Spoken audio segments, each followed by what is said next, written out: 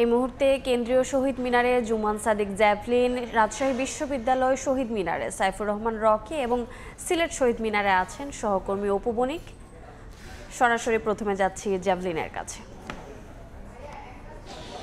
এই মুহূর্তে শহীদ মিনারে অবস্থান করছি এবং রাত 12টা বাজতে এখন কিন্তু 3 ঘন্টারও কম সময় আছে।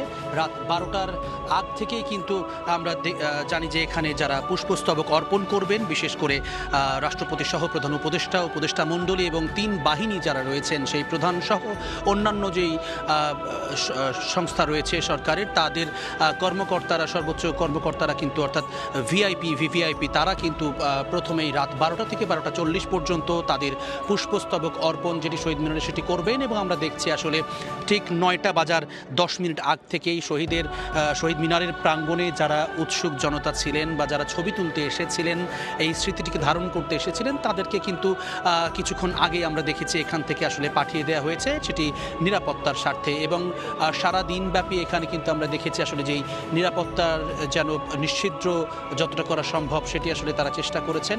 এর মাঝেও কিন্তু আমরা দেখেছি যে যারা আসলে এখানে ঘুরতে এসেছেন কিংবা শহীদদের শ্রদ্ধা জানাবার যে প্রস্তুতি, সেই প্রস্তুতির সাক্ষী হতে এসেছেন, তারা কিন্তু সুযোগ পেয়েছেন বেদির কাছাকাছি যাবার। তবে সেটি বিকেলের আগ পর্যন্ত। বিকেলের পরে কিন্তু আর শহীদ বেদিতে তারা যেতে পারেননি। তখন তারা আসলে রাস্তায় যে আলপনাগুলো করা হয়েছে, সেই আলপনার সঙ্গে কেউ ছবি তুলেছেন, স্মৃতিগুলোকে ধারণ করেছেন।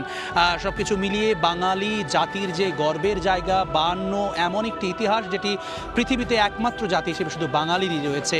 মায়ের ভাষার জন্য, মায়ের ভাষায় কথা বলবার জন্য বুকের রক্ত বিলিয়ে দেওয়ার যেই গল্প, সেই গল্প গর্ব করে একমাত্র বাঙালিই বলতে পারে। সেই ইতিহাস, সেই ঐতিহ্য, সেই দিনটিকে বারবার স্মরণ করিয়ে দেয়। সেই সঙ্গে স্মরণ করিয়ে দেয় সেই বীর সন্তানদের, সেই সূর্য সন্তান জাতির যারা 52তে বুকের তাজা রক্ত ঢেলে দিতে দ্বিধাবোধ করেননি, কুণ্ঠাবোধ করেননি। এবং সেই 52 কিন্তু বারবার সাহস জুগিয়েছে, বারবার প্রেরণা দিয়েছে 71 কিংবা সবশেষ যেই 24-এর গণ অভ্যুত্থান। আমরা কথা বলছিলাম একজন আন্দোলনকারী যিনি বৈষম্য বিরোধী আন্দোলনে যুক্ত ছিলেন, তিনিও বলছিলেন আসলে 24-এর যে আন্দোলন তারা করেছেন সেখানেও 52-র প্রেরণা তাদেরকে সাহস জুগিয়েছে। বারবার সেই সাহস 52 নামে কিংবা 52 সাহস নামে ফিরে আসবে বাঙালির চেতনায়। এই ছিল আমার কাছে এখনো পর্যন্ত শহীদ মিনারে ঢাকার শেষ খবর। আমরা চলে যাচ্ছি রাজশাহীতে, সেখানকার প্রস্তুতির খবর জানাবেন সহকর্মী সাইফুর রহমান রকি। 21শে ফেব্রুয়ারি আন্তর্জাতিক মাতৃভাষা দিবস উপলক্ষে দিবসটির প্রথম প্রহরেই রাজশাহীর বিভিন্ন শহীদ মিনারে বিভিন্ন শিক্ষা প্রতিষ্ঠান, বিভিন্ন রাজনৈতিক, সামাজিক এবং পেশাজীবী সংগঠনের পক্ষ থেকে পুষ্পমাল্য অর্পণ করা হবে যারা ভাষা শহীদে জীবন দিয়েছেন তাদের শ্রদ্ধা জানানোর জন্য। এরই মধ্যে আমরা রাজশাহী বিশ্ববিদ্যালয় কেন্দ্রীয় শহীদ মিনারে এখানে সমবেত হয়েছি। এখানে আমরা যেটি দেখছি, এখনও কিন্তু এখানে পরিষ্কার পরিচ্ছন্নতার যে কাজকর্মগুলো সেগুলো এখনও করছেন।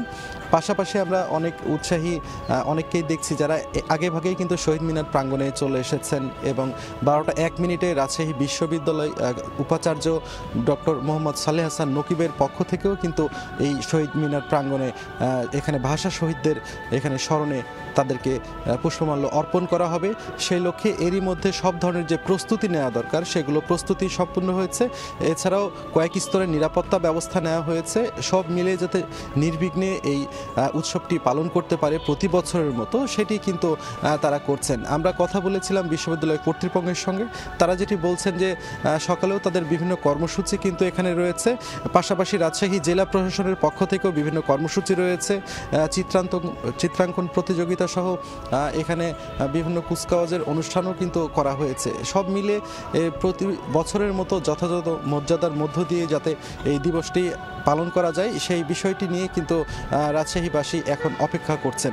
এবং 12টা 1 মিনিট থেকেই বিভিন্ন শহীদ মিনার প্রাঙ্গণে সবাই ফুল দিবেন, এমনটাই আসলে আমরা জানতে পেরেছি। তো এই ছিল আমার কাছে রাজশাহী থেকে সর্বশেষ। এখন আমরা চলে যাচ্ছি সিলেটে সহকর্মী অপু বণিকের কাছে।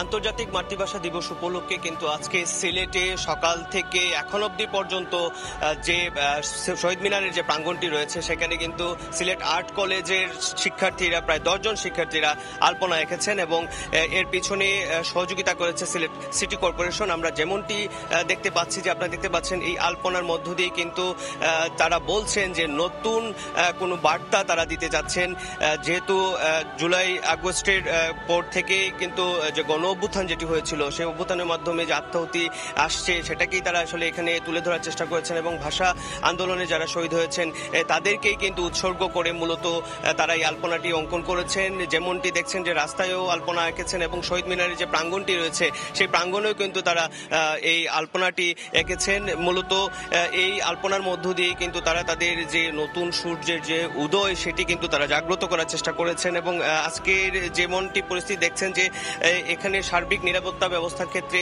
সিলেটের পুলিশ প্রশাসন থেকে শুরু করে আনসার সদস্যরা কিন্তু দুটি স্তরে নিরাপত্তা বেষ্টনী দিয়ে রেখেছেন এবং যেহেতু আলপনা অঙ্কন করা হয়েছে সেই সুবাদে কিন্তু কিছু সময়ের জন্য দুদিকে বাঁশ ফেলে কিন্তু রাস্তাটা বন্ধ করে দেওয়া হয়েছে যাতে করে সাধারণ মানুষজন এখানে প্রবেশ করতে না পারে এবং পরবর্তীতে মানুষের যান চলাচল নির্বিঘ্ন রাখতেই কিন্তু এখানকার প্রশস্ত যে ফুটপাতটি রয়েছে সেই ফুটপাত দিয়ে কিন্তু মানুষজন হাঁটাচলা করতে পারছেন এবং এখন অবধি পর্যন্ত সিলেটের কেন্দ্রীয় শহীদ মিনারের প্রাঙ্গণের যদি নিরাপত্তা ব্যবস্থা বলি খুবই ভালোভাবে প্রতিটা মুহূর্তে প্রতিটা সময়েই কিন্তু তারা এখান থেকে সব সময় তারা এখানে অবস্থান করছেন সিলেটের যারা রয়েছেন তারা এবং সেই জায়গা থেকে আসলে তারা সব সময় কিন্তু চেষ্টা করছেন যে এই ভাষা দিবসকে কেন্দ্র করে যাতে সিলেটের কেন্দ্রীয় শহীদ মিনার যাতে কোন ধরনের অপ্রীতিকর ঘটনা যাতে না ঘটে।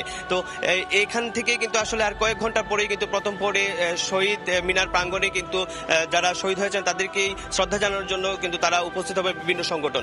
তো সিলেট শহীদ মিনার প্রাঙ্গণ থেকে এই ছিল আমার কাছে সর্বশেষ। সিলেট, রাজশাহী, তার আগে ঢাকা থেকে যোগ দিয়েছিলেন সহকর্মীরা।